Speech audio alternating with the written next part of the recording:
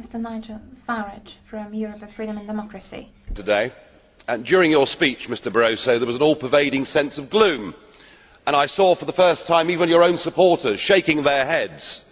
They don't believe in what you're saying. The European people don't believe in what you're saying. And I don't really think even you now believe in what you're saying, because we all know that Greece is going to default. The end game for Greece is near, and you can't say you weren't warned. You were told that the treaties were fatally flawed. You were all told that Greece should never have joined the euro. And when I stood up here 5 years ago and talked about Greek bond spreads, you treated me with such utter derision, it was as if I'd been let out of the local lunatic asylum. No, you've been warned all the way through.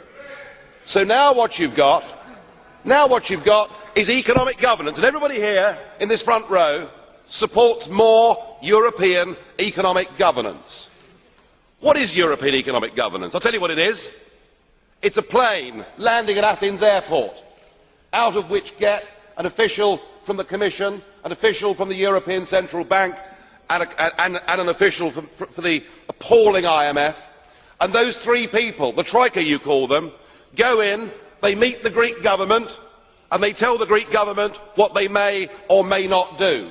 You have killed democracy in Greece. You have three part-time overseas dictators that now tell the Greek people what they can and can't do. It is totally unacceptable. Is it any wonder that Greek people are now burning EU flags and drawing swastikas across them? You are, frankly, unless Greece is allowed to get out of this economic and political prison, you may well spark a revolution in that country.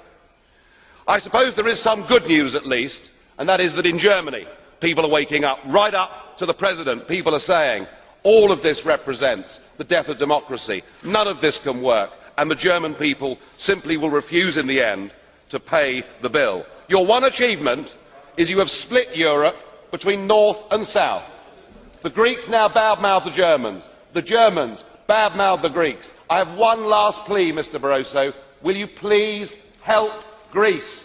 Help her to get her currency back. Help her to reschedule her debts. Help her out of the mess that you have put her into. Your policies have failed. Stand up, be a man, admit it.